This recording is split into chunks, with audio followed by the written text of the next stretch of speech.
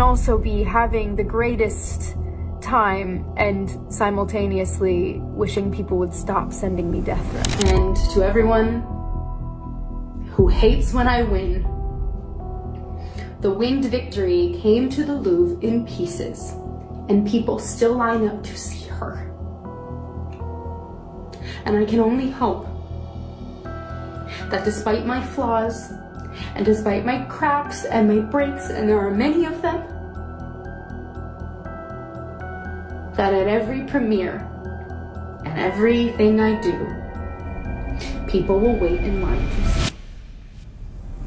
Is Rachel Zegler really done with acting for good? Well, it seems like it. After months of nonstop controversy, fan backlash, and an underwhelming box office performance, the Snow White star seems to have reached her breaking point. But the real question is the actress quitting because she wants to, or because she has no other choice? Well, between her political rants, on-set drama, and rumors of being iced out by Disney and her own co-stars, it's hard to say. However, one thing is for sure, Rachel's Hollywood future is looking bleak. And now, fans are saying she's got no one to blame but herself. So, what really happened behind the scenes? And is this the final chapter in Rachel's career, or just the beginning of a major downfall? Let's find out. So, Rachel's career is on thin ice. Her recent actions landed her in a world of trouble with Disney. In fact, according to a movie insider, things got pretty chaotic. The source revealed Disney's lead actress is out of control. They don't know what to do. She's an outspoken 20-something, and Disney chiefs have called her directly and asked her to tone down her posts. They've called her management, but she won't listen. It's been this way the entire way through filming, but it's the tying of her politics to Snow White that is upsetting.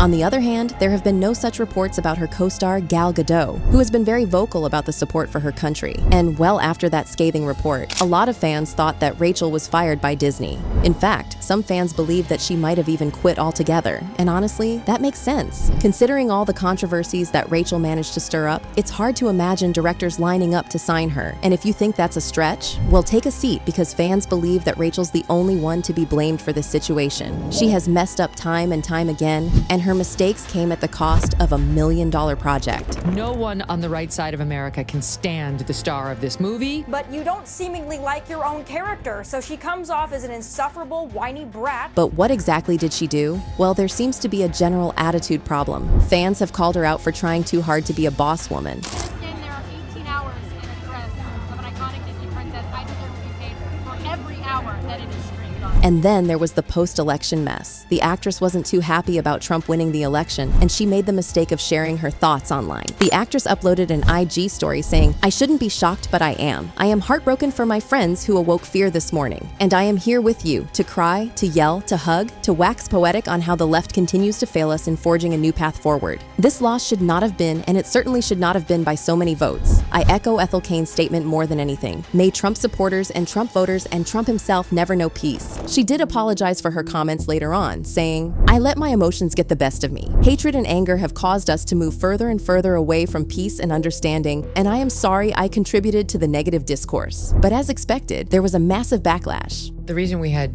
Rachel Zegler on the docket is she's an asshole. So she came out and took a large dump on half of the country, everyone who voted for Trump. One person wrote, "Not taking my kids to see this trash after the statement you put out. Disney, you need to do something about this." Meanwhile, another person wrote, "Rachel Zegler is unhinged and a liability to Disney. They should permanently shelve Snow White and distance themselves from her. Her involvement with the company alienated millions of people and poisons the brand overall. The board has a fiduciary responsibility to step in." Safe to say it was not a good look. And according to some insiders, Disney was this close to sacking Rachel. The source said, "They would love to be able to tell her to stop talking, but it is simply too late." They had talked about removing Rachel from the role several times when it was shooting in 2022. She is a loose cannon and caused issues during the production because she didn't agree with how the film plot strayed from the classic movie's plot. Yeah, Rachel apparently had a problem with the original Snow White. Back in 2022, Zegler told Extra TV that Prince Charming is a guy who literally stalks her. She said, "The original cartoon came out in 1937,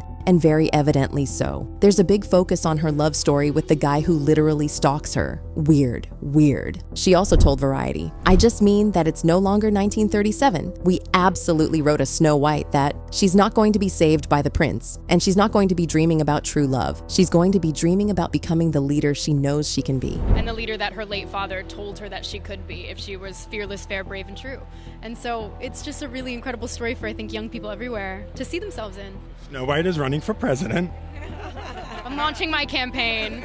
And the higher-ups believed that if Rachel had so many problems, she could have simply stayed away from the franchise. According to the insider, she read the script. If she didn't like it, then she should have not taken it. It wasn't until after the film was wrapped that she really started creating drama. She has been a nightmare, but there is nothing they can do to control what she says. Everyone is well aware of how difficult she is. Not to mention that hating on the original is a big no-no for people who grew up as fans of the franchise. Everyone seems to hate Rachel Zegler because she was seen as unbecoming for getting the leading role in Snow White, only to often voice how much she hates the original. I was scared of the original cartoon. I think I watched it once and then I never picked it up. And accusing Disney of inserting unnecessary feminism into classic fairy tales. So why didn't Disney axe her right in the early stages? Well, the studio bosses were hoping that Zegler's outburst could still work in their favor, as they added, "Right now, it is way too late to shelve the film. As much as people think that her recent comments and controversies will hurt the film, it is not likely the case. If anything, it generates more publicity and attention to the film, which leads to increased ticket sales. The film is Snow White, and it could really sell with anyone in the lead." However, looking back, the Disney higher-ups are regretting their decision big time. Besides, they had more to worry about than simply Rachel's political outbursts. She wasn't getting along with the cast as well. Fans noticed that when the movie hit theaters, Rachel strategically left her co-star Gal Gadot out of the tribute. The actress shared a bunch of photos from her time on the set along with the caption,